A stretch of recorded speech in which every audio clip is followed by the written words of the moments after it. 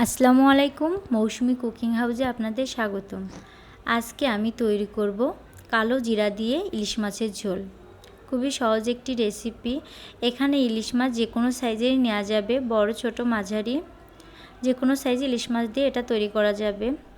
ইলিশ মাছের ঝোল তৈরি করার জন্য এখানে আমি চুলায় একটি প্যান বসিয়ে দিয়েছি। প্যানটা ভালো করে গরম হয়ে গিয়েছে। এখানে 3 টেবিল চামচের মতো তেল দিয়েছি। 1 চা চামচের মতো জিরা ফোড়ন দিয়ে দিচ্ছি। এখানে আমি বাটা মশলা দিয়ে দিয়েছি 3 টেবিল চামচের মতো পেঁয়াজ বাটা, 1 টেবিল চামচের মতো কাঁচামরিচ বাটা, লবণ স্বাদ মতো।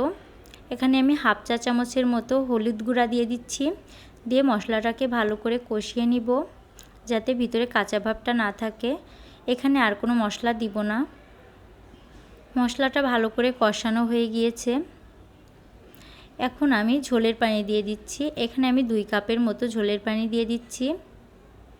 দিয়ে আবারও মশলার সঙ্গে নাড়িয়ে দিব।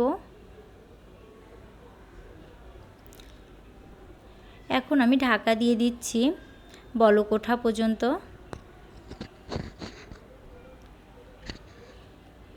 ভালো করে বলক উঠে গিয়েছে। এখন আমি ইলিশ মাছ দিয়ে দিচ্ছি। একে একে সবগুলো ইলিশ মাছ দিয়ে দিব।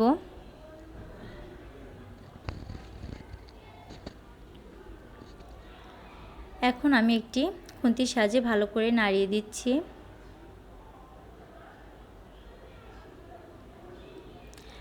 ঢাকনা দিয়ে ঢেকে দিচ্ছি। 15 মিনিটের মধ্যেই আমার রান্না শেষ হয়ে যাবে। রান্না প্রায় শেষ পর্যায়ে, ঝোল কমে এসেছে। এখন আমি চুলাটা অফ করে দিব।